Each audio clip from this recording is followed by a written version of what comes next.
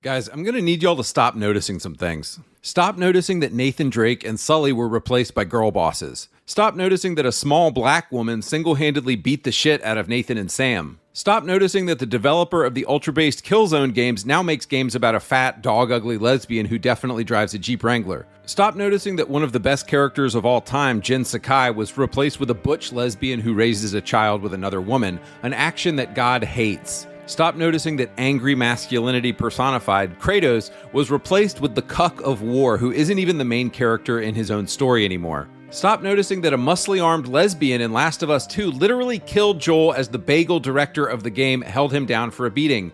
Stop noticing that the director is Jewish. Ellie's girlfriend is Jewish, and the entire game was stated by the director to be a metaphor for Israel. Stop noticing that Peter is cucked by a woman and a black man in Spider-Man 2, and MJ somehow went from being a journalist to a superhero because stunning and brave. Shall we do Xbox next? Stop noticing that based masculine characters like Marcus, Dom, and Cole were replaced by Kate Diaz. Stop noticing that Halo Studios made Cortana ugly and Chief a simp. Stop noticing that they made the hero in Fable a woman. But guys, don't worry, there's totally not an attack on men right now. Stop noticing that based masculine Assassin's Creed protagonists were replaced with a black queer man and an ugly woman. Stop noticing that Silent Hill F is just feminist propaganda designed to make women hate the concept of marriage. Very subtle, by the way, there's a boss at the end that's a wedding dress. Stop noticing that after 3 Witcher games starring Geralt, the new game we play exclusively as Ciri, who they just happen to make ugly and fat now. Could it be because of all the diversity consultants and cucked beta males that CDPR recently hired? Nah, couldn't be related. Stop noticing that you couldn't play as a woman or a minority in Call of Duty World at War 2008, and now you are forced to play as a woman and a minority in Black Ops 7. Stop noticing that you couldn't play as a woman or a minority in Battlefield 4, and now you are forced to play as a woman and a minority in Battlefield 6. Stop noticing that in World War Z, all of the default characters you can pick from are gay and black. Stop noticing that every single film franchise has been cucked by a strong girl boss woman. Stop noticing that movies that always starred men in the lead roles are all women now. Predator, Ghostbusters, Mad Max, Marvel, Star Wars, etc. All women. Stop noticing that in Marvel Zombies last month, they replaced all the male superheroes with girl bosses. Man, that's a lot of stuff I need you guys to stop noticing. So boys, on to the real question, why?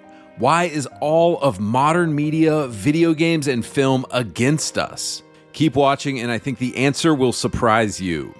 All right, boys, if you're like me, you probably stay up too late gaming all the time, so when you finally go to bed, you want to fall right to sleep. A few months ago, I got the Manta Sleep Sound Mask. The deep and restful sleep I've been getting with these bad boys is insane. The ventilated C-shaped eye cups let you move them wherever you want, so you get a true 100% blackout even when sleeping in a bright, sunny room. Or even if you're taking a nap in your car like I used to do at work.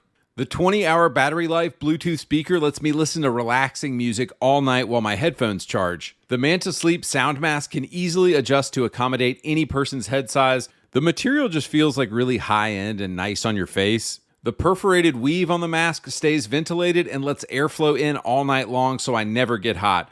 Click the link in the description right now for a free 10% off on a Manta Sleep Mask. At checkout, enter code word AndyPants. And also, guys, huge shout out to sponsor Manta Sleep for sponsoring my edgy content. I couldn't do this without them. Okay, back to the video. Why is every single freaking movie and video game being girl bossed right now? Why has the systematic attempt to erase men gotten so bad?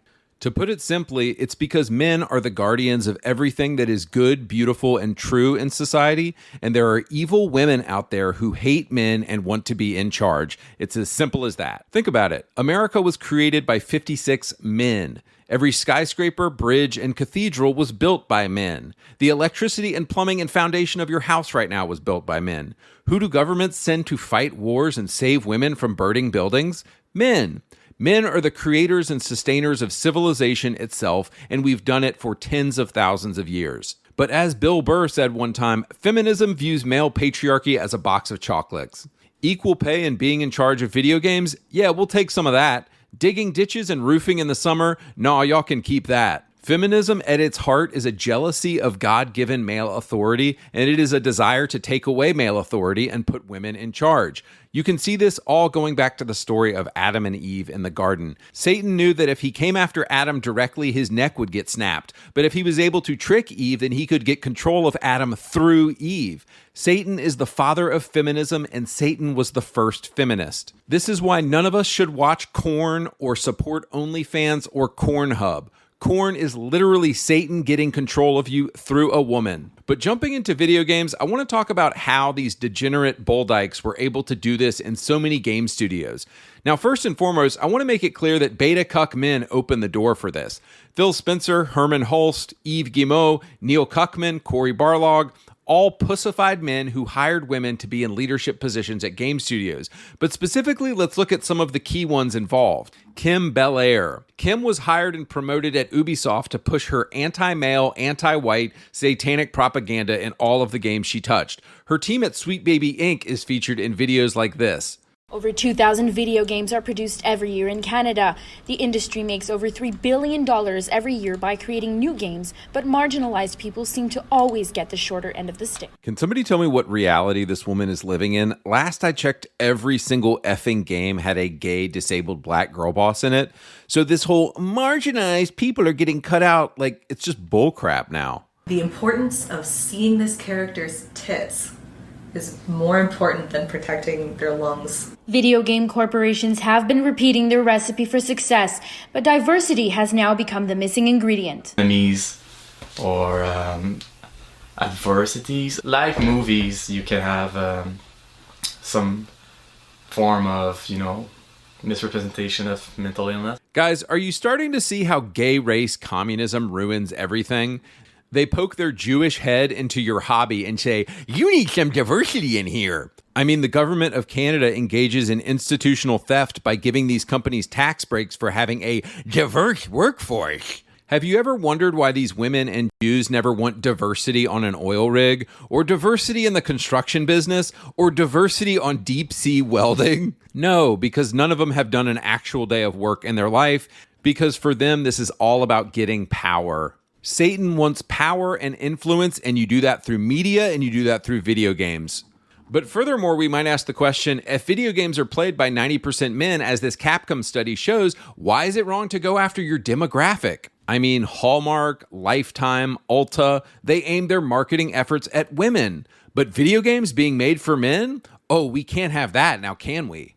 All right, so at the end of this video, I want to give you guys some practical things we can do to end women infiltrating video games. But right now, I want to talk about 3 games infested with feminism and how you can avoid these games at all costs.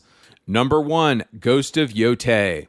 If you meet a guy who bought Ghost of Yotei, just know that you're not talking to a man anymore. You're talking to a biological male with a pocket vagina who cosplays as a woman. Never has there been a more brazen feminist move than replacing based hero Jin Sakai with an ugly lesbian girl boss. While the combat in Ghost of Tsushima was always a bit slow for me compared to the FromSoft games, let's be honest, you really are there for the story and all the based feudal Japanese stuff. Well, historicity has been completely thrown out the window with Yotei, just like Ubisoft did by putting a Braca man in AC Shadows.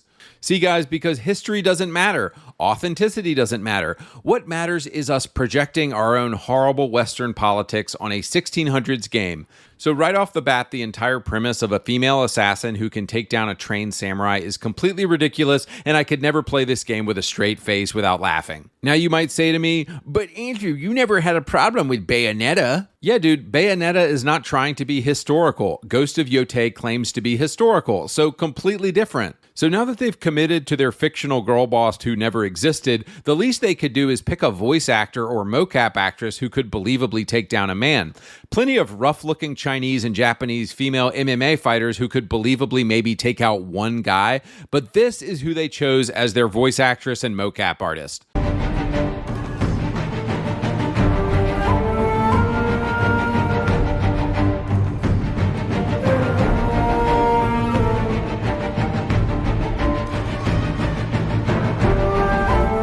What should we call this body type? Never missed a meal? Sitting in a chair all day? They prick her finger and Hot Pocket filling is going to come out. But it gets worse. They gave 5 different fighting styles to her, and none of them could believably be practiced against a group of men by a woman today. I have a buddy who's been in martial arts his entire life, and he explained to me that it's literally impossible for a woman to wield katanas the way that Atsu does in Yokkei. Women simply lack the upper body strength. It's not possible. But again, physics and reality don't matter when you gotta get your stunning and brave on. Also, as the cherry on top, it also happens that the voice actress of Atsu is, of course, a satanic Antifa leftist who just said that she is part of Antifa on Twitter. Also, should you be even remotely attracted to this woman, they made sure to put the most dog-ugly outfits in the game imaginable. You know, because men are evil and must be punished for their God-given desires. So how have the Jewish-owned YouTubers and media conglomerates been responding to this game? 10 out of 10. Replacing a man with a woman, so unique. Ghost of Yotei, so beautiful. Screenshot, screenshot, screenshot. So this applies equally to all of the games I'm talking about today. But guys, if you see a YouTuber supporting Ghost of Yotei, we should treat them the way we treated traitors in World War II. The men of Reddit still pushing feminism in 2025 have pocket vaginas, and we shouldn't even acknowledge these guys as men anymore. I'm talking about Mighty Keef, Actman, Bellular, Shillup, Luke Stevens, Reforge Gaming, Rhino, Shinobi. All of these dudes are beta cucks. These dudes aren't men, they're women cosplaying as men, and we should deal with them accordingly. Number 2, The Witcher 4. So I've seen a few people simping for Ciri in Witcher 4, and I'm sorry, I just don't think you guys have been paying attention. Ciri is actually much more powerful than a Witcher. She's a mage with Elder Blood, so she's way more powerful than a Witcher. So why would Ciri ever want to be downgraded to being a Witcher? Well, because stunning and brave, of course, and because women got to do everything a man can do. It's like if you were the garbage man at a company and your wife was the CEO cucking you, and one day she showed up and was the garbage man just to embarrass you. This is essentially what they're doing with girl boss Ciri. The other ridiculous thing is that the trial of grasses, which every Witcher has to undergo, would have definitely killed her, as it kills basically every woman who's tried it. This is why basically only men can be Witchers. But is this not the most 2025-ass game ever, that we have to make Ciri a Witcher who does the trial of grasses just to show men that she can do everything a man can do, even if that thing is chemical torture? The cherry on top is, of course, that they had to make her ugly. Gone is the completely freaking beautiful young Ciri from Witcher 3. She looks like she smoked Camel Reds for every day for 20 years. Yikes. But boys, uglification of women is directly from the leftist playbook. Every woman must be an ugly lesbian girl boss, and they all must be more powerful than men. Another thing I don't think people have considered is how so much of Witcher 3 was fun specifically because you're playing as a man. You're a badass, you're having romances with women, etc. Think about it. All of that is gone in Witcher 4 because you're playing as a woman now. No more flirting with Yennefer. No more flirting with Triss. No more flirting with Keira Metz. Because you're a woman now, guys. You're not Geralt.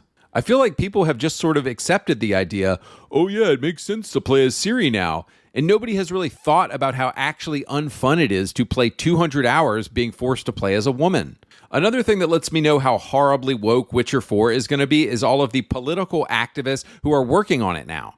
As you can see in the photo here, all of the based white dudes who made Witcher 3 have been fired, and they all left to go form a separate studio. So who's left to work on Witcher 4?